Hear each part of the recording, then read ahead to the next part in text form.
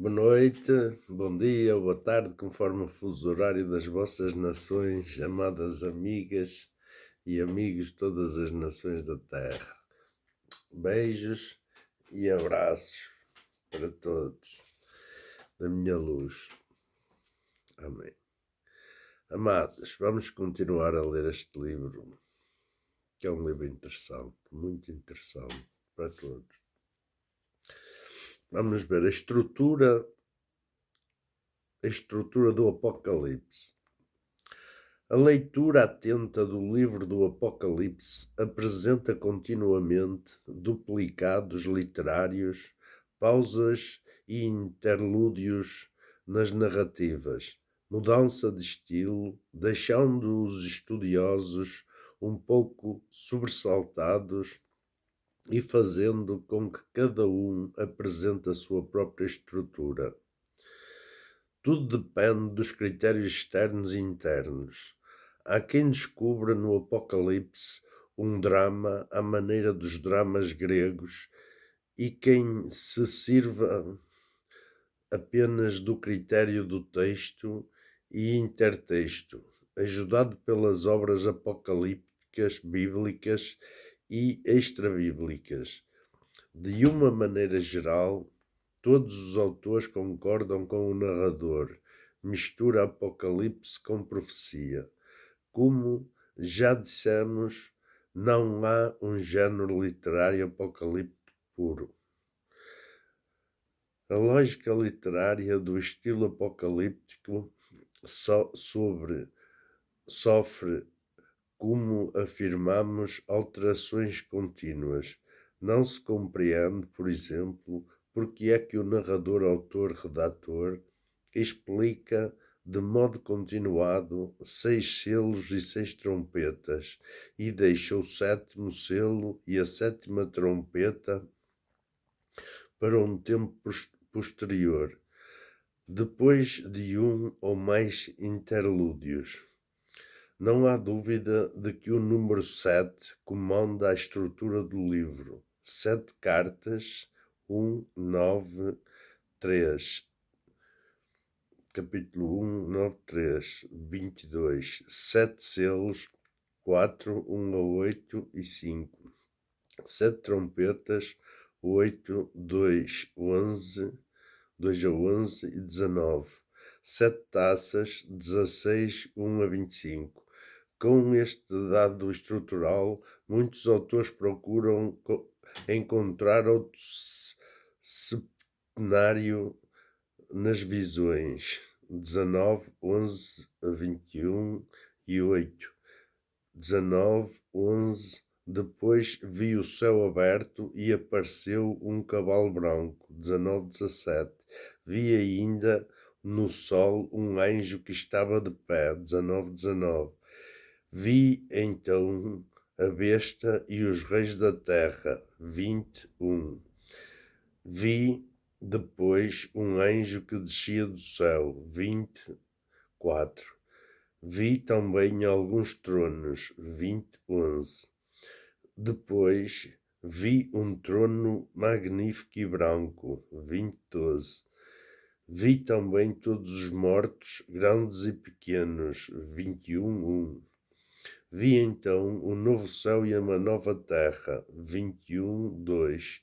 E vi descer do céu, de junto de Deus, o verbo ver aparece 9 vezes, mas a ação pode resumir-se a 7 unidades. Há ainda quem veja um outro septenário nos 7 sinais, de 12, 1 a 15, 8 e 8. O primeiro sinal da mulher e do menino em 12, 1 a 18. O segundo sinal da besta marítima em 13, 1 a 10. O terceiro sinal da besta terrestre em 13, 11 a 18.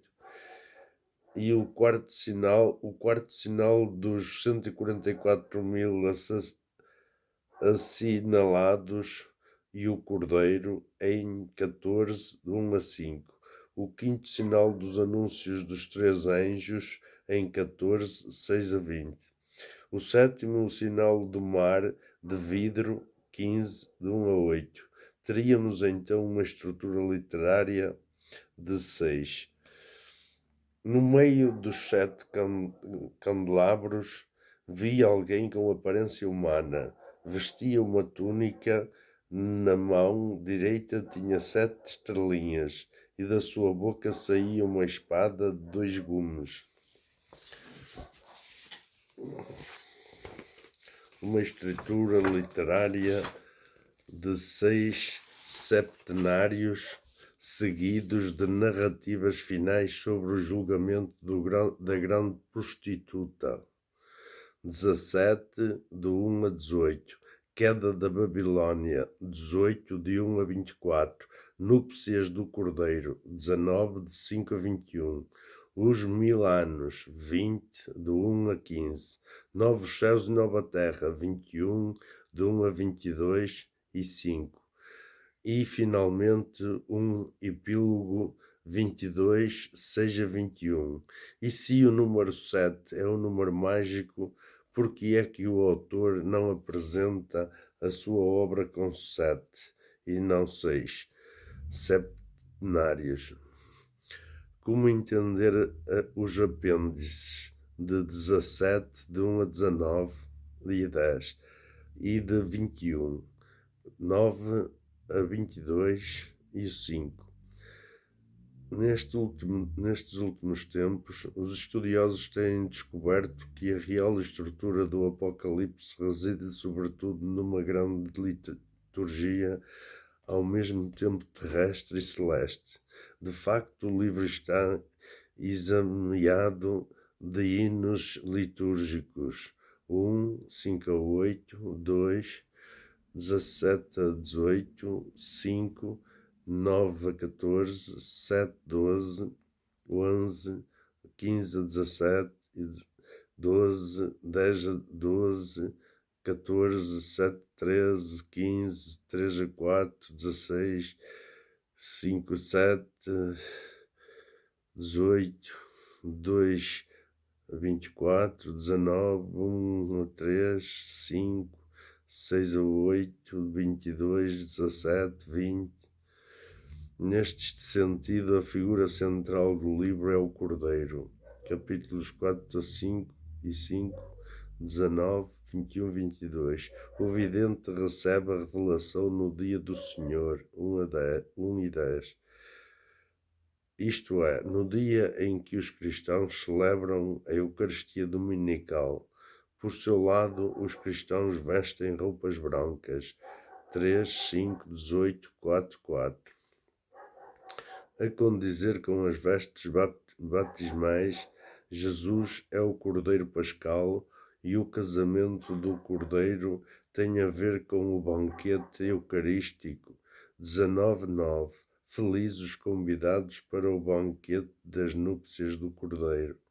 O juízo apocalíptico consiste na vitória dos cristãos, reunidos em liturgia à volta do Cordeiro Pascal. O drama da humanidade centrado na guerra do Império Romano contra o Cordeiro e sua Igreja. As 7 cartas dirigidas às 7 igrejas é transformado numa liturgia batismal e eucarística cheia de imagens, símbolos em que a terra e respectiva história não passam de uma sombra da realidade vitoriosa do Cordeiro e da sua Igreja. Deixemos então os exegetas tentarem encontrar novos caminhos para a compreensão da estrutura deste texto. Na análise, embora sumária, que iremos fazer, referimos este assunto sempre que necessário. No entanto, terminamos este capítulo com um exemplo, o mais repetido, de uma possível estrutura literária, sempre importante para situarmos as coordenadas do texto no seu conjunto contextual. Depois aqui o prólogo 1 a 3. Cartas às 7 igrejas, 1, 4, a 3 e o 22. João saúda às igrejas 1, 4 a 8, com os votos da graça e paz da parte de Deus e de Jesus Cristo. Bem à maneira de Paulo, segue-se um hino litúrgico em louvor de Jesus Cristo, que fez todos os cristãos um reino de sacerdotes. Um reino de sacerdotes para Deus e seu Pai. Em seguida, o autor refere a parousia do Senhor no meio das nuvens, e todos os olhos o verão, até mesmo os que o traspassaram, de tal modo que todas as nações da terra se lamentarão por causa dele. Todo o que se seguir até ao final do livro não é mais do que o desdobramento em sinais, símbolos, hinos, do que o autor acaba de afirmar como julgamento divino. E a saudação acaba com a intervenção litúrgica dos crentes. Sim, amém. E com a chancela também litúrgica do próprio Deus. Eu sou o Alfa e o Ômega, diz o Senhor Deus, aquele que é, que era e que há de vir, o Todo-Poderoso. Nesta saudação temos vários apontamentos e vários estilos onde se mistura teologia, cristologia e eclesiologia. 2.2. Visão inaugural 1, 9 a 20. As 7.2.3. As 7 cartas 2, 1 a 3 e 22. 3. Primeira parte, o Apocalipse como experiência de revelação 4, do 1 a 11 e 19. 3.1. As visões do trono celeste, o entronizado e o Cordeiro. 4, de 1 a 5, 14. 3.2. Os 7 selos. 6, de 1 a 8 e 1. 3.3. As 7 trombetas. 8, de 2 a 11, 19. 4. Segunda parte. A história do Império Romano. 12, de 1 a 19, 10. Visões sobre o dragão, bestas e o cordeiro, 12, 1 a 4, 20. 4.2. As 7 pragas e as 7 taças, 15, 1 a 16, 21. 4.3. O julgamento da Babilónia e da prostituta, 17, de 1 a 19, 10. 5. Terceira parte. Vitória de Cristo e o fim da história. 19, 11, 22, 5. 6. Epílogo e bênção final. 22, 6 a 21. Em perspectiva de estrutura teológica, podemos dividir o Apocalipse em 2 grandes tempos ligados ao juízo divino. Primeiro, o juízo de Deus ad intra, relacionado com a Igreja, 1, 9.3, 22. Segundo, o juízo de Deus relacionado com a humanidade e o universo, 19, 11 a 22. E o 5, a estrutura gira em torno do presente e não em torno do fim dos tempos, como ocorre nas leituras fundamentalistas do Apocalipse. Pablo Richard Ibn, página 69. Comentário. Prólogo 1 a 4. Introdução e saudação 1 a 2. 1 e 2. Apocalipse, revelação de Jesus Cristo. Deus encarregou de manifestar aos seus servos as coisas que brevemente devem acontecer e que ele, Jesus, comunicou pelo anjo que enviou ao seu servo João, o qual atesta que tudo o que viu é palavra de Deus e testemunho de Jesus Cristo. Bem-aventurança 1 e 3. Bem-aventurado o que lê e os que escutam a mensagem desta profecia e põem em prática o que nela está escrito, porque o tempo está próximo. O autor não começa com uma saudação, esta só aparece no versículo 4. Começa pela afirmação apocalíptica, revelação de Jesus Cristo. Não estamos diante de uma carta profecia, hino, salmo, parênese ou qualquer narrativa, mas diante de uma revelação ou de um apocalipse. A fonte desta revelação apocalipse é o próprio Deus, que encarregou Jesus Cristo de a comunicar pelo anjo ao seu servo João. Trata-se, pois, como já dissemos, de 4 protagonistas, ao contrário das comunicações de Deus a Moisés sobre a lei ou aos profetas, onde aparecem apenas 2 protagonistas. Trata-se de uma leitura especial, sem paralelo com qualquer leitura moderna. O protagonista que escreve é um vidente, atesta que tudo o que viu é a palavra do Deus e testemunho de Jesus Cristo, o Verbo, ver. Aparece 55 vezes no livro, distinguindo-o também, por isso, da demais literatura bíblica. A revelação apocalíptica refere-se a coisas que brevemente devem acontecer, ao contrário de milhões de evangélicos fundamentalistas que, como vimos, leem o Apocalipse como referência às últimas coisas, parousia e o fim do mundo. O texto refere as coisas que brevemente devem acontecer. O mesmo lemos em 4:1. Sobe aqui e vou mostrar-te o que acontecer depois disto. E 22:6. O Senhor Deus, que inspira os profetas, enviou o seu anjo para mostrar aos seus servos o que brevemente vai acontecer. E o que vai acontecer é sublinhado especialmente em 1:19. Escreve, pois, as coisas que vês, as que estão a acontecer e as que vão acontecer depois destas. Segundo um dos melhores comentadores destes últimos tempos, G.K.Biel,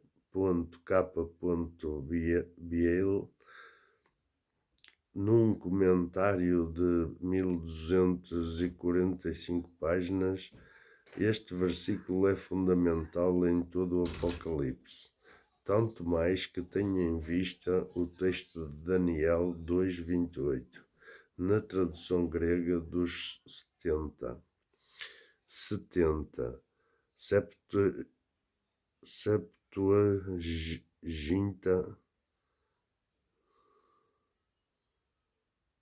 Septuaginta, versão grega do texto hebraico do Pentateuco, os 5 primeiros livros do Antigo Testamento, efetuada nos séculos II e I a.C.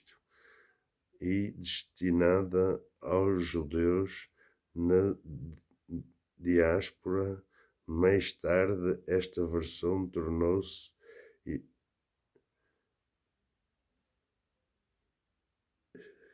extensiva a todo o Antigo Testamento. A designação 70 deve-se a uma tradição judaica segundo o qual teriam sido 72 rabinos a fazer esta tradução durante 72 dias.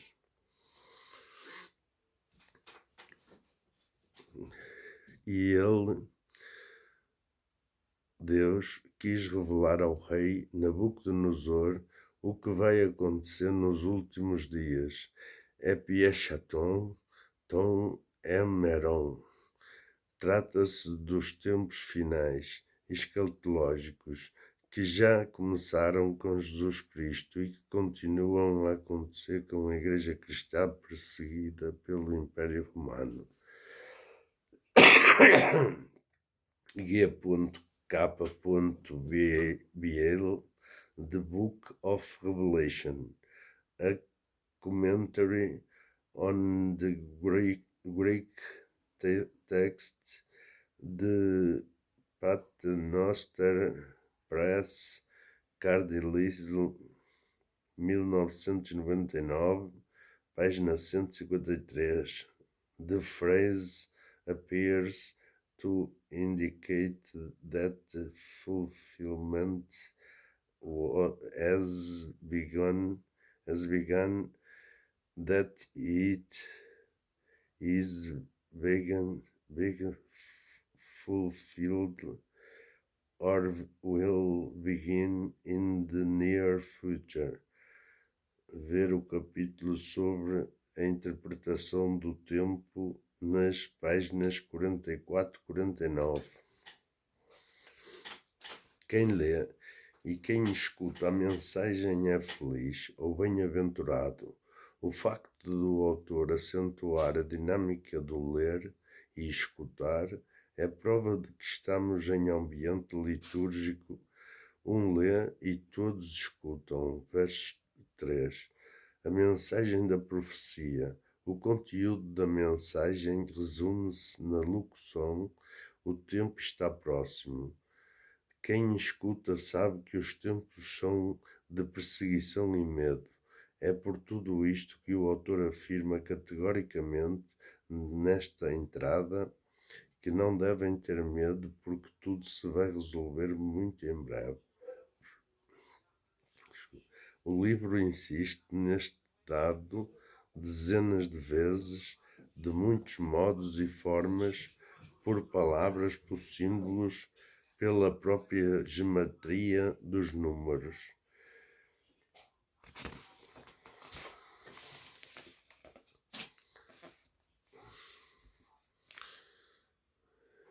Aqui, saudação 1:8. Narrador, Apocalipse de Jesus Cristo. Deus encarregou de manifestar aos seus servos as coisas que brevemente devem acontecer, e ele, Jesus, assinalou pelo anjo que enviou ao seu servo João, o qual atesta que tudo o que viu é palavra de Deus e testemunho de Jesus Cristo. Feliz o que lê, proclama, e os que escutam a mensagem desta profecia e põem em prática o que nela está escrito, porque o tempo está próximo. João saúda as 7 igrejas da província da Ásia. Graça e paz a vós, da parte daquele que é, que era e que há de vir, da parte dos 7 Espíritos que estão diante do seu trono, e da sua parte e da parte de Jesus Cristo, a testemunha mártir fiel, o primogênito de entre os mortos, e o príncipe dos reis da terra. Comunidade, aquele que nos ama e nos purificou dos nossos pecados com o seu sangue, e fez de nós um reino, sacerdotes para Deus e seu Pai. A ele seja dada a glória e o poder pelos séculos dos séculos. Amém. Narrador, olhai, ele vem no meio das nuvens, todos os olhos o verão, até mesmo os que o trespassaram. Todas as nações da terra se lamentarão por causa dele. Como é que está? 24. Comunidade, sim, amém. Deus, eu sou o Alfa e o Ômega, diz o Senhor, aquele que é, que era e que há de vir, o Todo-Poderoso. A simples apresentação das várias personagens em diálogo determina o género litúrgico da matéria. O Apocalipse tem uma dimensão litúrgica própria. Em conclusão, é importante e resultado da exegese destes últimos tempos. 29. Hugo, Vanni e Baden, página 101. Como já dissemos, o vidente saúda as 7 igrejas à maneira de Paulo e de todos os autores que escrevem cartas. Graça e paz. A diferença consiste no facto desta saudação não provir diretamente do vidente, mas da parte daquele que é, que era e que há de vir, da parte dos 7 espíritos que estão diante do seu trono e da parte de Jesus Cristo, a testemunha mártir fiel, o primogênito de entre os mortos e o príncipe dos reis da terra. O autor fala de Deus à maneira do Êxodos 3,14. Aquele que é, neste caso, Deus não é apenas aquele que é, mas também aquele que era e o que há de vir. O texto não diz como seria lógico e daquele que há de ser, mas e daquele que há de vir. Esta dinâmica diferencial vamos encontrá-la ao longo do livro, quando tudo parecia ter acabado com as núpcias do Cordeiro e com os novos céus e a nova terra. 19 a 22 e 1 a 5. 19 a 22 e 1 a 5. A vinda de Jesus é um pregão constante no epílogo 22:7. Eis que eu venho em breve, 22:20. Sim, virei brevemente, e aquilo que se afirma da vinda de Deus em 1:4 afirma-se de Jesus em 22:7, 12, 20. É próprio da literatura apocalíptica falar de Deus como Senhor do tempo passado, presente e futuro. Outro tanto faz com que a pessoa de Jesus Cristo, desdobrando-a com 3 definições: mártir, testemunha fiel, em referência à sua paixão e morte, primogênito de entre os mortos, em referência à sua ressurreição e, finalmente, príncipe dos reis da terra, em referência à sua exaltação celeste. Mas a saudação também procede da parte dos 7 espíritos. Se estes 7 espíritos aparecem de Deus e Jesus Cristo, é porque representam uma entidade divina. De qualquer modo, esta maneira de falar constitui um mistério se tivermos em conta os outros 3 passos em que apareceram. 3:1. O anjo da igreja de Sardes escreve: isto diz o que tem os 7 Espíritos de Deus e as 7 estrelas. 4:5.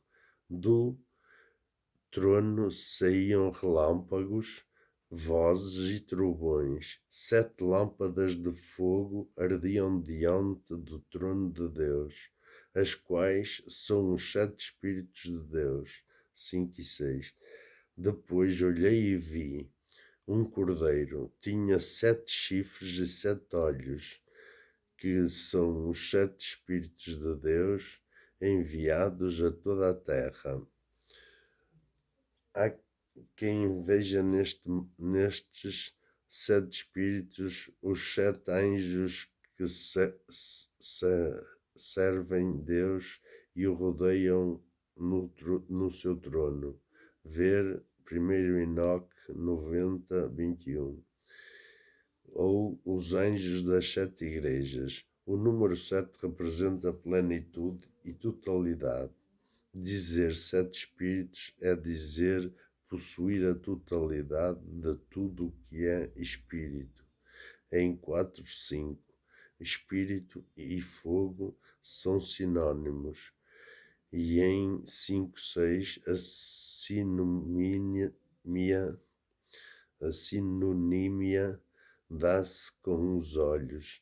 O autor não distingue Deus, Espírito Santo e Jesus Cristo, como acontece nas fórmulas triádicas de Paulo, 2 Coríntios 13:14.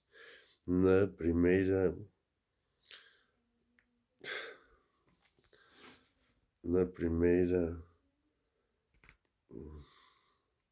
PD 1:2 e na 2 Tessalonicenses 2:13 e 14. Deixemos então que permaneça o mistério dos 7 espíritos, como fórmula apocalíptica para designar a profundidade de Deus, seu olhar penetrante, a sua ação universal e perfeita. Nas 7 cartas, o Espírito aparece no singular 2, 7, 11, 17, 29, 3 a 6, 3, 6, 13, 22, em referência ao poder ativo e revelador de Deus, que o dogma cristão apelida de Espírito Santo.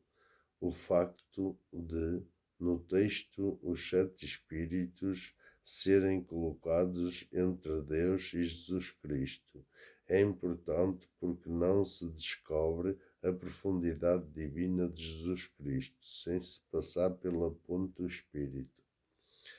À saudação do autor responde a comunidade em 1 a 5.6, com o hino litúrgico nos versos 5-6, o vidente junta-se à comunidade, todos os crentes são amados por Jesus e foram com ele o mundo reino novo, onde todos, tanto homens como mulheres, são sacerdotes da nova liturgia que canta a glória e o poder de Jesus Cristo pelos séculos dos séculos.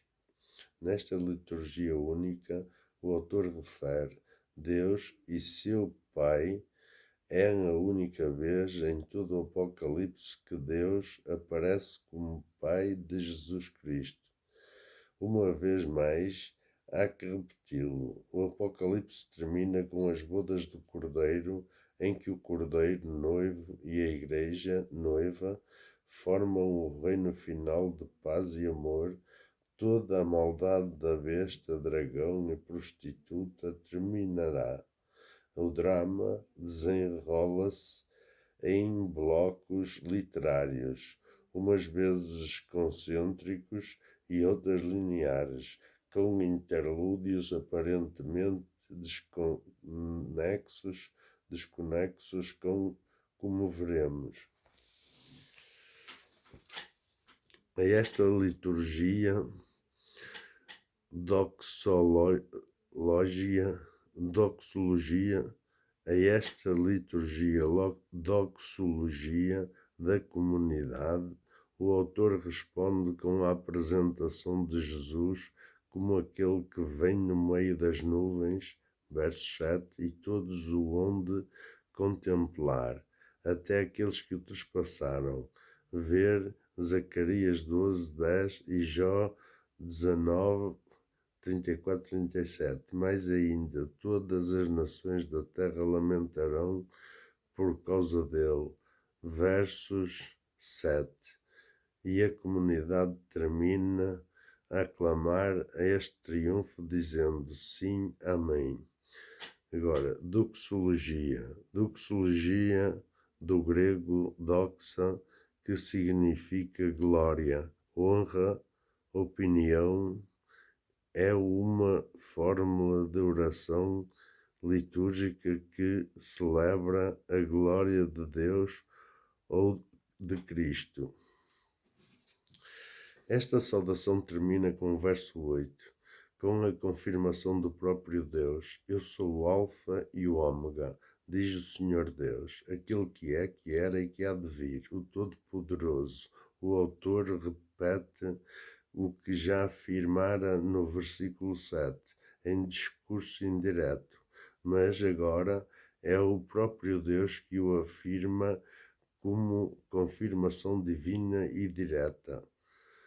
Esta saudação resume a teologia e a cristologia daquele que há de vir. Umas vezes é Deus, 4:8, e outras Jesus Cristo, 2:5. Eu virei ter contigo. Ver 2:16, 25, 3, 11, 20, 22, 7, 12, 20. Nesta vinda reside toda a liturgia real do Apocalipse. O Apocalipse é, portanto, uma narrativa litúrgica do advento de Cristo para consolar os seus fiéis em momento difícil de perseguição. Não se trata de uma mensagem de medo, mas de consolação. O diálogo litúrgico de 1:4-8 propõe, propõe o realce da comunidade eclesial como protagonista que interage, dialogando com o leitor, com Cristo e com Deus.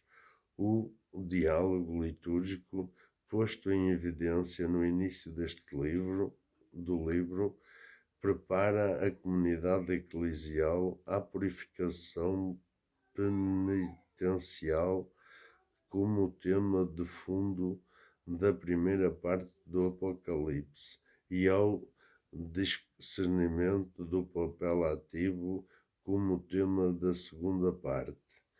Quando a comunidade eclesial se consciencializar completamente quando lhe é exigido, tanto na primeira parte como na segunda, encontrar-se-á explicitamente numa situação de diálogo litúrgico, paralela a esta inicial, o objeto do epílogo do livro 22, 6 a 21, 30.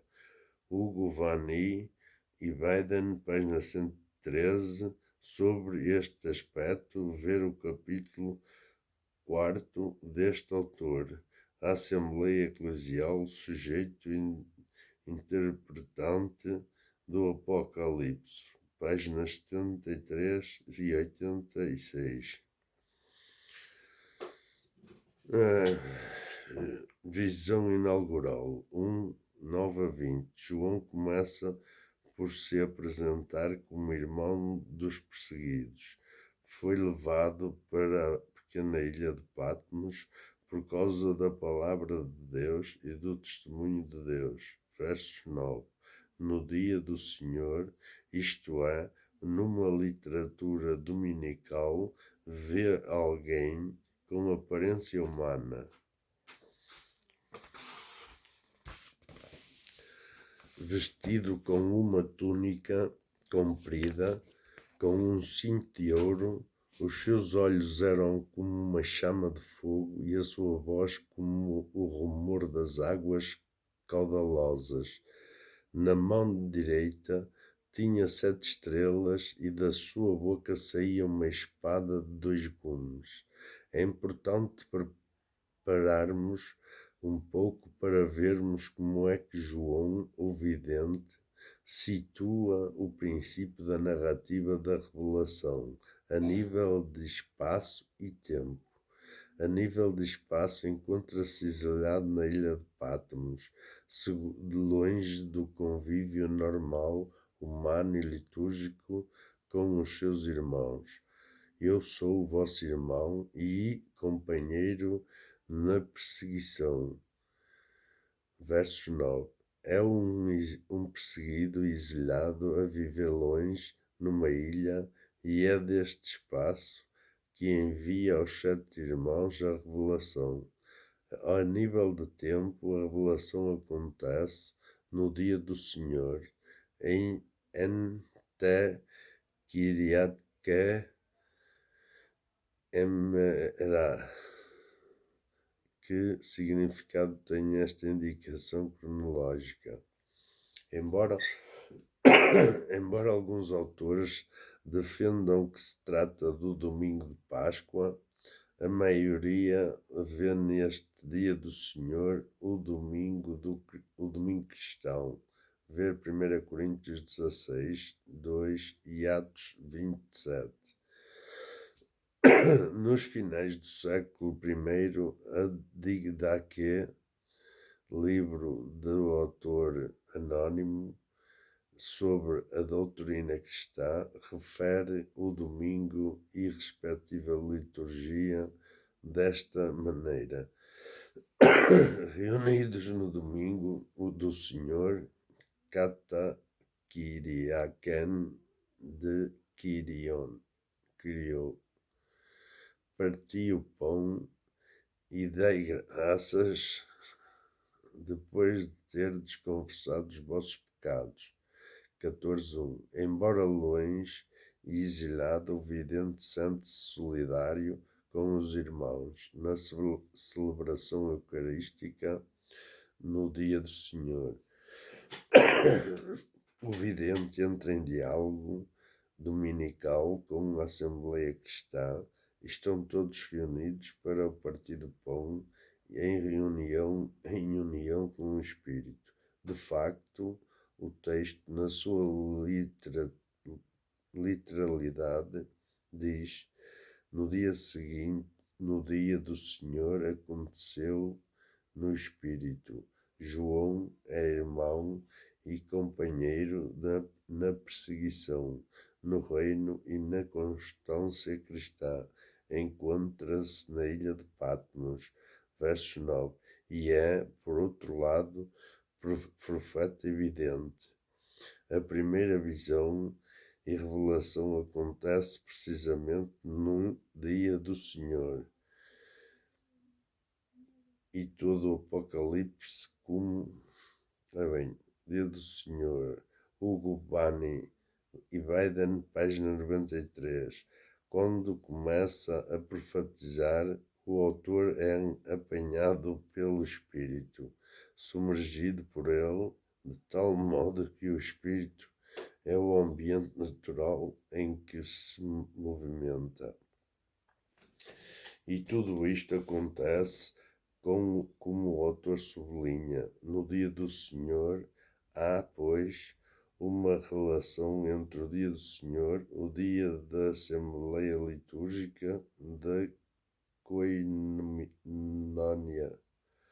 e o seu contacto concreto com o Espírito. O cordeiro estava de pé, tinha 7 chifres, que são os 7 Espíritos de Deus. Enviados à terra, o cordeiro recebeu o livro da mão direita do que estava no trono. Mas eu acho que é só 43. Eu acho que vamos ficar. Não, mas agora acaba este bocado. Isso é muita coisa. Vamos ficar por aqui.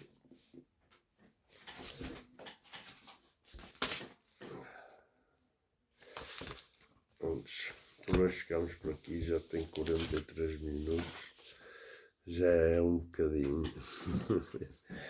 E é assim, amadas, amados. Por agora ficamos aqui. O cansaço começa a ser muito. Agora tocar um bocadinho.